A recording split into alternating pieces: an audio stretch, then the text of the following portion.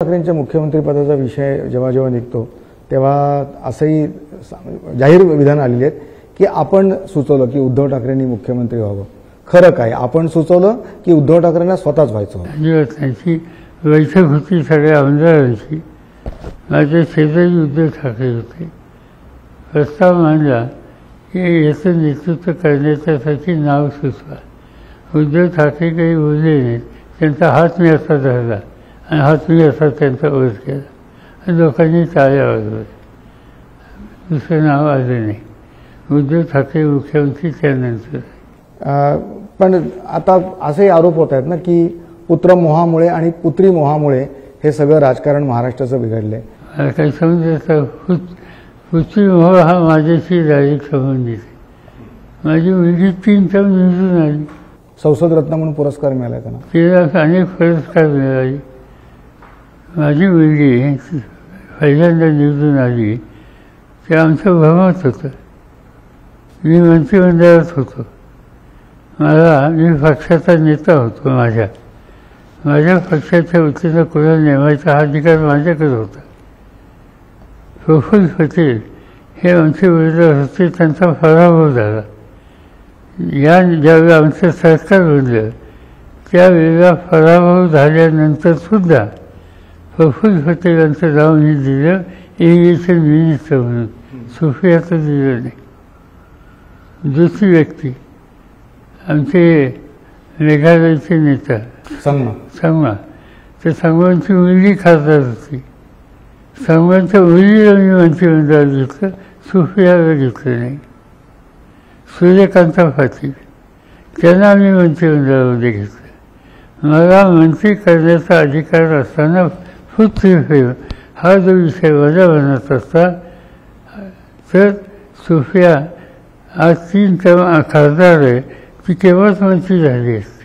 बारामतीची लढत त्याकडे सगळ्या देशाचं लक्ष लागलंय. महाराष्ट्रासाठी तर ती महत्त्वाची आहेच. बारामतीचा विकास कोणी केला, त्या विकासाचं श्रेयवादाची आता लढाई सुरू आहे, चर्चा सुरू आहे की बारामतीचा विकास करण्यामध्ये अजितदादांचाच मोठा सहभाग आहे आणि त्यांनी कशाप्रकारे केलंय हे वारंवार सांगितलं जातं. बरोबर. बारामतीच्या लोकांना विचारावं. तिथे 2 मेजर इन्स्टिट्यूशन्स आहेत. एक ॲग्रिकल्चर डेव्हलपमेंट ट्रस्ट की जी शेतीच्या क्षेत्रामध्ये देशामध्ये पहिल्याच्या 2 संस्था आहेत त्याच्यामध्ये त्यांचा उल्लेख केला जातो. आणि दुसरी एक महत्त्वाची संस्था आहे तिचं नाव विद्याप्रतिष्ठान. अनेक एज्युकेशन इन्स्टिट्यूशन त्यांनी काढल्या आणि दर्जेदार अशा प्रकारचं शिक्षण आणि त्याचे अनेक लोक देशाच्या बाहेरसुद्धा तयार होऊन गेले हे चित्र आहे. आणि अनेक गोष्टी त्या ठिकाणी झाल्या. साधारणतः या गोष्टी 1971 साली काढल्या. 1971 साली जे क्लेम करतात ते विधानसभेत होते का, त्यांचं वय 71 साली किती होतं आणि विधिमंडळामध्ये ते कधी गेले. त्याच्यामध्ये जेव्हा अजित पवारांशी आम्ही बोललो तेव्हा अजित पवारांचं असं म्हणणं आहे संस्था काढल्या पण त्या संस्था चालवल्या कोणी, त्याचं प्रशासन कोणी पाहिलं. शेवटी नुसत्या संस्था काढून पुरेशा होत नाहीत, त्यात चालवायला लागतात. सगळ्या व्हायचे कुणी चालवले. असं कृषी विकास प्रतिष्ठान या संस्थेचे नाहीत सुद्धा, आजही नाही आहेत. ती संस्था मी माझ्यानंतर माझे बंधू आणि नंतर त्यांचे चिरंजीव या सगळ्यांनी त्याच्यात आहे. या राजकारणामुळे कुठेतरी वैयक्तिक संबंध, फॅमिली संबंध ताणले जातात असं काही नाही. साधारणतः या गोष्टी साधारणतः घरामध्ये एक आमच्या पद्धत आहे. एक वडिलकी म्हणून वागण्याचा एक आमचा दृष्टिकोन आईवडिलांनी ठेवलेला आहे. त्या चौकशीच्या बाहेर आम्ही लोक कधी गेलो नाही. त्या चौकशीच्या बाहेर जायचं निकाल कुणी घेतल्यावर थोडं घरात अस्वस्थता होते, नाही असं नाही. आपले लाखो कार्यकर्ते आपल्यावर प्रेम करतात, आपल्याला जाणता राजा असं देखील म्हणतात आणि महाराष्ट्राचं राजकारण तुमच्या एवढं एक ताकदीने कोणी केलेलं नाही आहे. एक राजकीय आरोपांमध्ये मी पुन्हा एकदा येतो तर त्याच्यामध्ये असं आज एक गंभीर आरोप अशा प्रकारचा केला जात आहे. बीजेपीचे प्रदेशाध्यक्ष बावनकुळे यांनीच केला आहे की शरद पवार साहेबांच्या राजकीय आयुष्यात शपथेला नाही तर खंजीराला महत्त्व आहे. आणि त्यांनी उदाहरणं दिली आहेत की 1978 मुख्यमंत्री वसंतदादा पाटील यांच्या पाठीत आपण खंजीर खुपसून वसंतदादांचं सरकार पाडलं. 1980 40 आमदारांसह बंडखोरी करत पुलोस सरकार पाडलं. पुलोस सरकार स्थापन केलं. 1988 शरद पवार साहेब पुलंमधून पुन्हा काँग्रेसमध्ये गेले, 1999 काँग्रेसमधून बाहेर पडून राष्ट्रवादी स्थापना केली, अशी उदाहरणं त्यांनी दिलेत आणि आपला संबंध खंजीराचा आहे अशा प्रकारचा वैयक्तिक आरोप होतो. असं जे बोलतात त्यांचं एकंदर स्थान बघितलं तर माझ्या सरकारने त्यांच्या भाष्य करणं म्हणजे त्यांना महत्त्व दिल्यासारखं होईल. ते मी फारसं देऊ इच्छित नाही. ते कोण बावनकुळे का कोण जे बोलतात त्यांना माहिती नाही. ते राजकारणात नव्हते तेव्हा वसंतदादांनी शेवटपर्यंत नंतर निर्णय काय घेतला ही गोष्ट स्वच्छ त्या ठिकाणी जाईल. त्याच वेळेला फुले सरकार स्थापन झालं, त्याच्यानंतर केलेलं नव्हतं. त्याच वेळेला फुले सरकार हे स्थापन झालेलं होतं. एक असा आरोप होतो ना की आपण जेव्हा करता तेव्हा ती राजकीय रणनीती असते, व्यूहरचना असते, पण समोरच्यानी केलं तर ती गद्दारी होते. साधी गोष्ट आहे.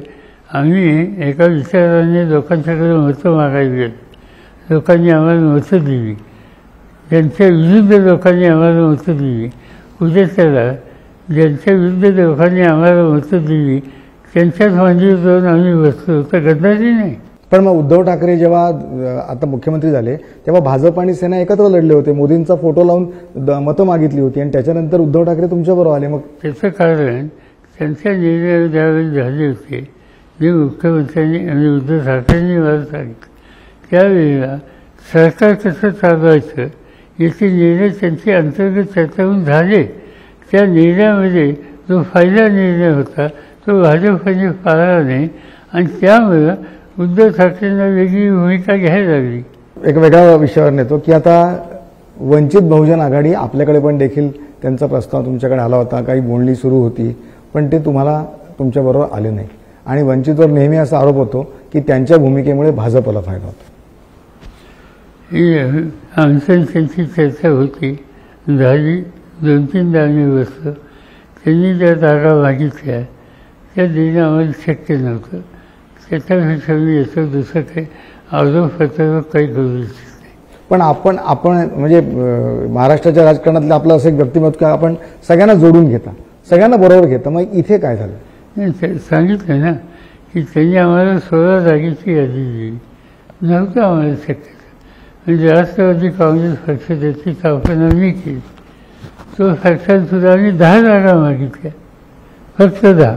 एक शेवटचा विषय की आता जो काँग्रेसच्या जाहीरनाम्यावरून जे रणकंदन सुरू आहे की हे जे संपत्तीचं वाटप हा जो विषय सुरू आहे त्यावर आपली भूमिका काय? वाईट असं आहे की त्यावर जे प्रधानमंत्री बोलले ते अत्यंत दुःखद आणि दुर्दैवी आहे. देशाचा प्रधानमंत्री हा देशाचा प्रधानमंत्री असतो. तो एका धर्माचा, एका त्यांची राजकीय विचारधारा असू शकते, पण प्रधानमंत्री ही इन्स्टिट्यूशन आहे. ती इन्स्टिट्यूशन देशाच्या सगळ्या घटकांची. निवडणुकीच्यासाठी त्यांनी टीका-टिप्पणी केली, त्यांनी भाषणं केली, आमची धोरणं ही आहेत, तर तुम्ही समजू शकतो तो त्यांचा अधिकार आहे.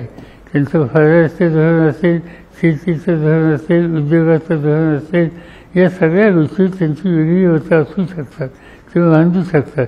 पण ती न मांडता ते जे तुम्ही जो मुद्दा काढला आहे तो मुद्दा मांडणं याचा अर्थ मूलभूत प्रश्न बाजूला ठेवायचे आणि या धर्मांध वृत्तीला प्रोत्साहन मिळेल अशा गोष्टी त्या ठिकाणी मांडायच्या. ही देशाच्या ऐक्याच्या दृष्टीने अत्यंत घातक आहे. हे करणं त्यांनी अत्यंत चुकीची गोष्ट आहे आणि आम्ही कधीच त्याला मान्यता देणार नाही. धन्यवाद सर. अतिशय मनमोकळेपणाने आपण आज सगळ्या प्रश्नांची उत्तर दिलीत. न्यूज 18 लोकमतशी संवाद साधल्याबद्दल मनपूर्वक आभार. थँक्यू.